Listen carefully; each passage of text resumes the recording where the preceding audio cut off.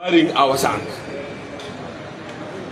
Right now, as members of parliament from Acholi, we are retreating back to the village.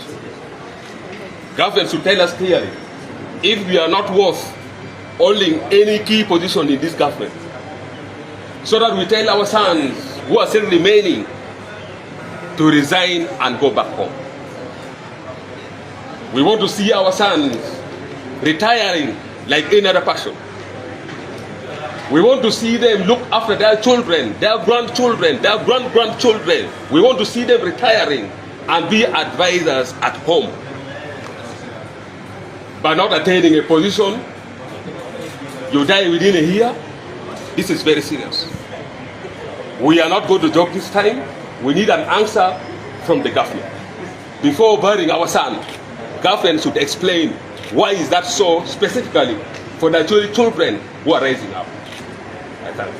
Honorable, does it mean you are not going to participate in the next process of electing a successor?